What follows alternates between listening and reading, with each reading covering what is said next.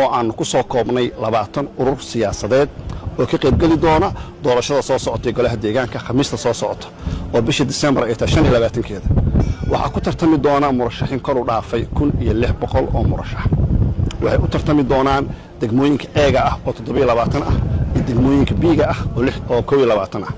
guud ahaan waxay u tartami doonaan 390 kursi oo ka kooban dhammaan golaha deegaanka gobolka Banaadir waxa sharaf noo ah hadaan guddiga madaxa banaan ee doorashada qaranka in waajibkii shacbiga Soomaaliyeed in lagu aamineen xukuumaduna ay baarlamaankuna uu lagu ansixiyay oo ahaa dalka inaan gaarsino doorasho qof iyo cod ah inaan maanta chapterkii ugu dambeeyay aan soo xirnay waxa naga diyaar dhammaan qalabkii doorashada waxa naga diyaar dhammaan 5,000 ku dhawaad shaqaale shaqayn doona maalinta codeynta oo aan tababar u sameynay oo aan dhaarinay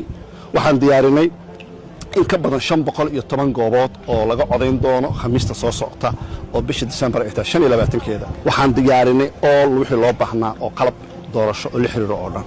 waxaan casuunay dhammaan observerski 100 journalist ka badan ayaa waxaan 2 maalin train u sameynay oo aan barnay shacabka iyo shuruucda looga baahan yahay inay soo tabiyaan maalinkaas weyn ee ummadda Soomaaliyeed insha Allah ta'ala ku soo fool leh waxaan gaarsiinay gobolkan Banaadir inaan dadka ugu badan ee laga diiwaan gelin karo aan diiwaan gelin insha Allah ta'ala shacbiga Soomaaliyeed waxaan rabaa inaan u sheego ku noqon gobolka Banaadir